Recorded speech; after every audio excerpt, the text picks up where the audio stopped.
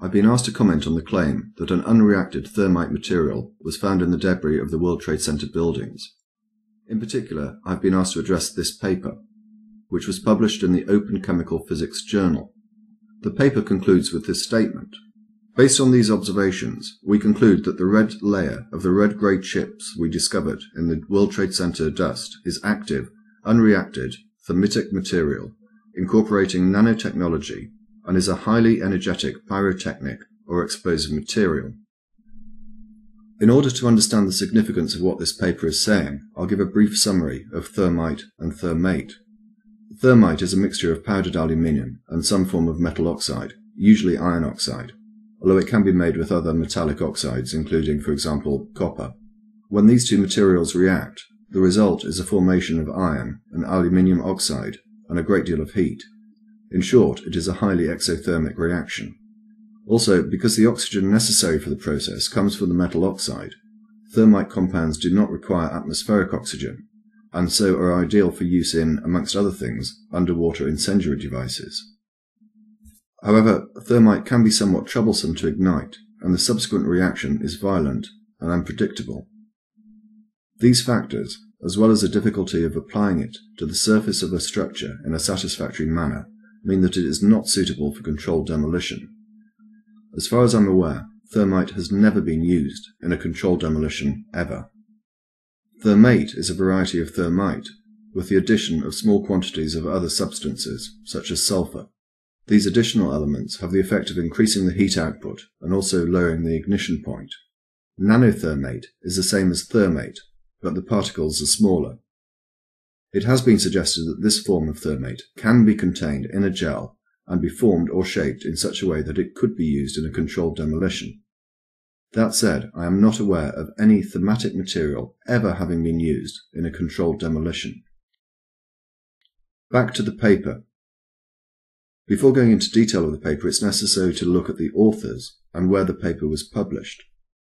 In relation to the authors, you can easily do the research yourself. I'll mention just a few. Stephen Jones is a well-known 9/11 conspiracy theorist who has been publishing papers on the subject for 5 years or more. He also gives many lectures on the subject. Niels H. Harrit has a similar pedigree. Greg Roberts gave his address as Architects and Engineers for 9/11 Truth, a collection of 1,000 or so people from across the world who have joined together to encourage further investigations into 9/11 due to their belief that the original investigations were, in effect, a cover-up. One gives their address as International Center for 9/11 Studies. The website for that organization is somewhat lacking in detail, so I used the Contact Us function, and I did get a response. I'll come back to that later. Bearing in mind that the conclusion that they reach in this paper basically uncovers one of the greatest conspiracies the world has ever known, where do they go in order to publicize their findings? The Open Chemical Physics Journal. This, it has to be said, is an interesting choice. And by interesting, I mean not only are the contents of the paper not appropriate for a journal purporting to cover that topic, but I also mean it in a totally and deliberately sarcastic way. The journal is nothing short of a joke. Despite having an editorial board of 90 or so people from throughout the world, in 2009, the journal published 4 papers. To give you some idea of how staggering this is, YouTube user Thunderfoot has published, on average, 4 papers a year. But perhaps what is more interesting is the account given by Philip Davies, a graduate student of Cornell University. This article appeared in the New Scientist in September of last year. I'll pick it up at the beginning of the second paragraph. Earlier this year, Davies started receiving unsolicited emails from Bentham Science Publishers, which publishes more than 200 open-access journals, which turn the conventional business model of academic publishing on its head by charging publication fees to the authors of research papers and then making the content available for free. As the emails stacked up, Davies was not only encouraged to submit papers, but was also invited to serve on the editorial board of some of Bentham's journals, for which he was told he'd be allowed to publish 1 free article each year. I received solicitations for journals for which I had no subject expertise at all, says Davies. It really painted a picture of vanity publishing. So Davies teamed up with Kent Anderson, a member of the publishing team, at the New England Journal of Medicine to put Bentham's editorial standards to the test. The pair turned to SCI-Gen, a program that generates nonsensical computer science papers, and submitted the resulting paper to the Open Information Science Journal, published by Bentham. The paper, entitled Deconstructing Access Points, made no sense whatsoever, as this sample reveals. In this section, we discuss existing research into black-red trees, vacuum tubes, and courseware.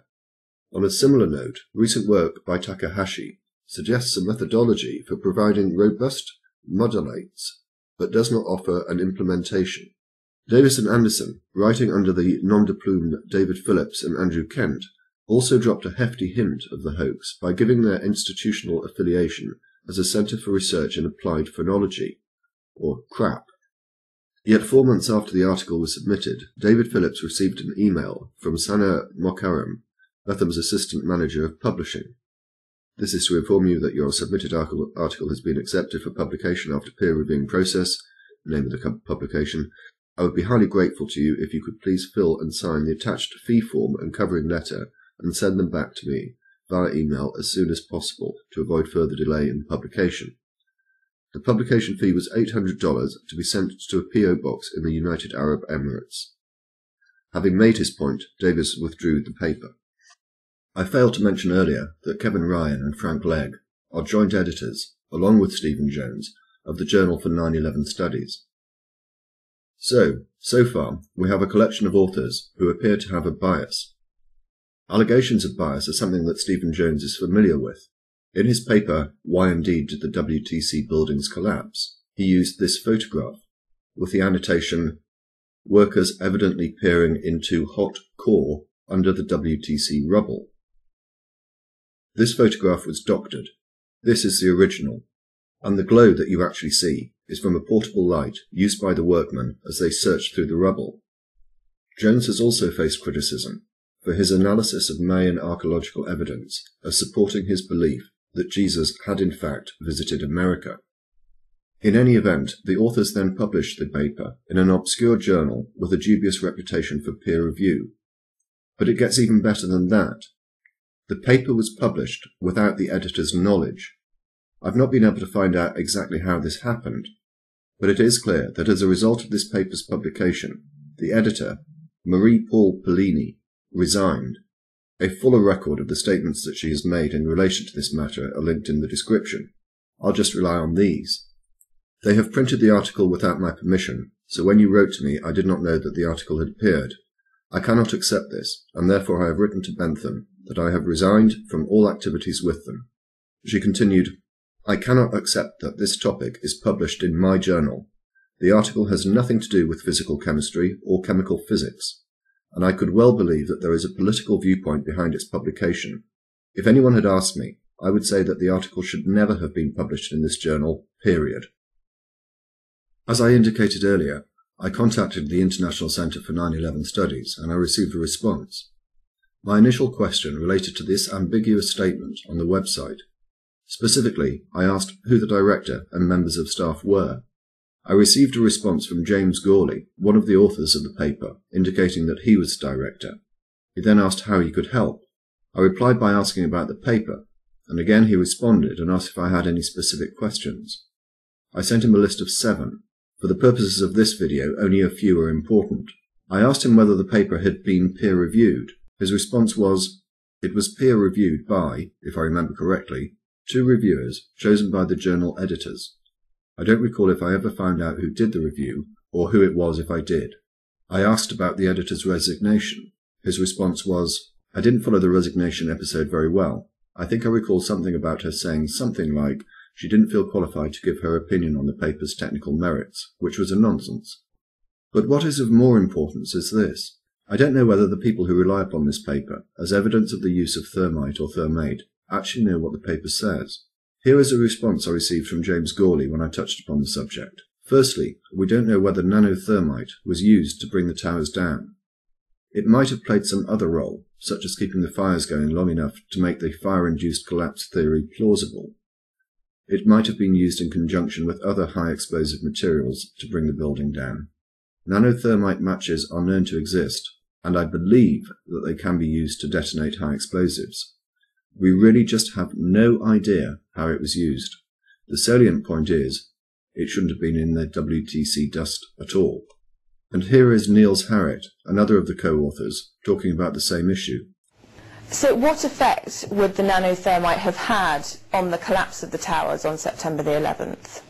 Actually, within the group of authors behind this paper, which we published in April, there are diverging opinions about what this nanothermite was used for. And in my opinion, we should not speculate in a scenario for the demolition. For these reasons, and the reasons I've outlined in the video, I do not intend to deal with the contents of this paper unless there is a specific question about it that demands a response.